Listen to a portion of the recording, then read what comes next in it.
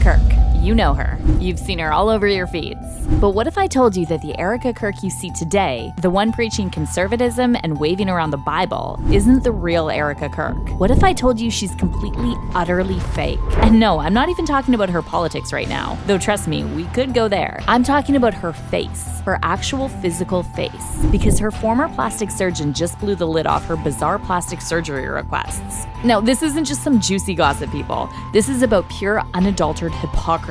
It's about a public figure who builds her entire brand on one image while secretly doing the exact opposite. It's time to snap out of it and face reality. Erika is a total fraud, and guess what? We've got the receipts. A lot of people argued that Erika Kirk didn't look like she'd had any work done. I'm sorry, if you look at her pageant photos and you look at her now and you think that she hasn't had some kind of work done, then I think obviously the normalization of these procedures and people being blind to them is actually more serious than I even thought it was.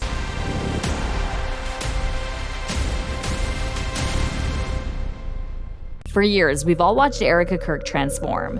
We've seen the subtle changes, the gradual shifts. And yeah, like with a lot of women in the public eye, we've been fed the line that it's just aging gracefully or really good makeup. But come on, let's be real here. When you slap those yearbook photos next to the current pics, it's like looking at two different people. The shape of her face, the plumpness of her lips, the structure of her nose, that's a calculated, deliberate transformation. And why the heck does this even matter? Because she's built an entire empire on being authentic and being this traditional conservative woman. She preaches about natural beauty and old school values, all while secretly changing her appearance to fit some weird, unnatural mold. It's the ultimate bait and switch, and it's insulting to anyone with eyes. So what's the official story they want you to swallow? Oh, it's all natural, guys. She just grew into her looks. Please. The evidence screams a different story. Just do a side-by-side comparison. The difference is clear as day. Mar-a-Lago face is so fascinating to me because many of these people are very wealthy and they also have proximity to power. So you would assume that they would be getting the best plastic surgery ever. And get this, it's not just her.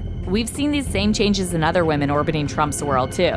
Part of what some are calling the Mar-a-Lago face trend. Think Kristi Noem, who had a major glow up, or Press Secretary Caroline Leavitt, who looks totally different since joining the Trump team. They've all had these massive makeovers. Heavy makeup, huge hair, lashes for days, and those suspiciously full, plump lips. So is it like a MAGA initiation ritual? You gotta get some work done to join the club? I'm genuinely trying to figure out what the heck's going on here. But let's zoom back in on Erika. We gotta dig into what she might have done to her face, because a plastic surgeon actually broke it down for us. A surgeon who analyzed her past and current photos for a sister site called Glam explained exactly which procedures, if any, the Turning Point USA CEO might have had. Dr. Frederick Weniger, the plastic surgeon, said that while Erika has definitely changed over the years, the alterations seem to be more minimal enhancements rather than extreme surgery. But get this. Looking at her old pics, he noticed more fullness in the middle of her face, especially in her cheeks and under eye area. That screams filler, right? He also pointed out that her lips look slightly more consistent in shape and volume now than they did when she was younger. And yeah, he even spotted possible signs of Botox.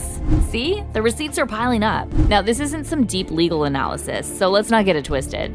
This is about Erika. Dr. Weniger also thought she might have had a nose job and eyelid surgery, but he couldn't say for sure. His findings totally line up with what aesthetic dermatologist Dr. Saman Zishan saw at an Old Miss Turning Point event. Dr. Zishan figured Erika might have had too much Botox in her upper face because she barely had any expression or movement. On Instagram, she wrote, "This is what people fear Botox will do to their brows." The surgeon also mentioned that an eyelid procedure could help her in the future if her skin starts to sag. And get this, he recommended in-office procedures over actual surgery for her lower face. But if she starts getting jowls in her 50s, he said a minor facelift could keep her jawline smooth. It's a whole roadmap, people. This whole thing is a classic distraction, guys. They want you focused on anything but the truth. But we're not falling for it. This isn't about care or safety. It's about selling a fantasy. And if you think this is just some isolated incident, a one-off, think again. Let's connect the dots. Remember that Mar-a-Lago face we just talked about? It's a trend, a uniform, a secret handshake. It's a way of signaling your allegiance to a specific group, a specific ideology. Now, if you ask the internet, they're not buying any of this. In fact, the more people look back at old photos and compare them to newer ones, the more convinced they become that something isn't adding up. One person flat out said, "There is no explaining this away. Everything about this woman is fake." And judging by the replies, that wasn't exactly an unpopular opinion. Some people even took it a step further. One commenter wrote, 100%. Perhaps her name is fake as well. Who knows where she's really from? Now, obviously, that's just internet speculation, but it shows you how skeptical people have become. They're questioning everything at this point, not just her appearance. What really caught people's attention, though, was the timing. Plenty of viewers pointed out that they think her face has changed over the years, but one comment in particular has been making the rounds. It read, her face has changed a lot over the years. The changes that are weird are the ones right before and right after Charlie was murdered. Her nose and chin changed, yet there wasn't time for surgery and recovery. It's weird. Whether you agree with those theories or not, that's the conversation people are having online right now. To them, this whole thing feels like another distraction.